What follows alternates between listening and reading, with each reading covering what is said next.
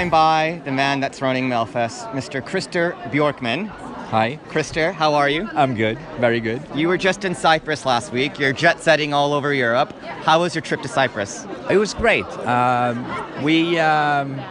We worked together, and I gave them some advice, and we'll see what happens. And you recently released a book called I Am the General. Yeah.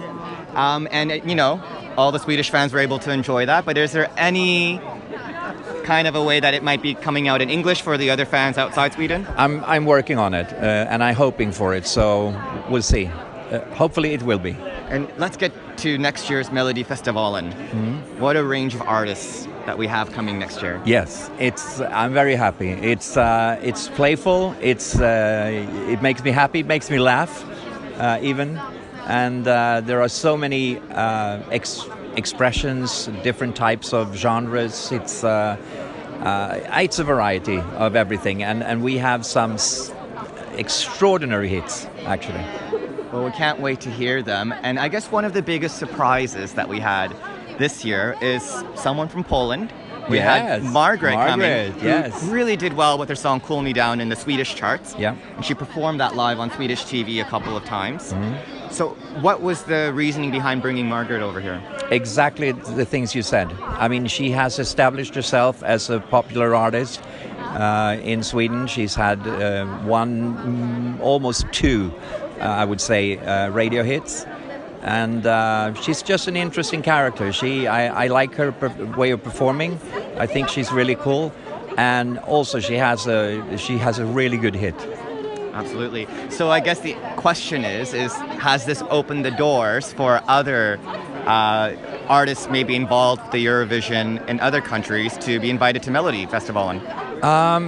Not really, because you really need to make that groundwork that she has done.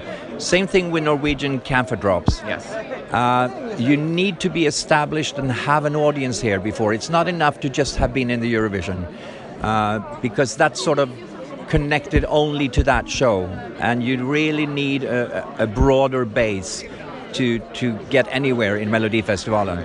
So it rather you have to establish yourself on the radio market, I would say, here, and then I can look at it. Yeah, and even with Margaret, she wasn't even at Eurovision, and her song went platinum here in Sweden, which is quite the accomplishment. It is, and that's why it's also very impressive, the work they've done for her, and that should be credited. You're busy with media because this is the biggest production in Sweden every year, so we've got media everywhere. That's okay. So, where were we? Oh my goodness, you tell me. I guess we're talking about the song selection process. Yes, and as you do that, all of a sudden you realize that everything is very good. Yeah. But when everything is good, it also becomes kind of flat, you know. So last year, when I watched the first selection show, I was like, "This is good, but is it fun?"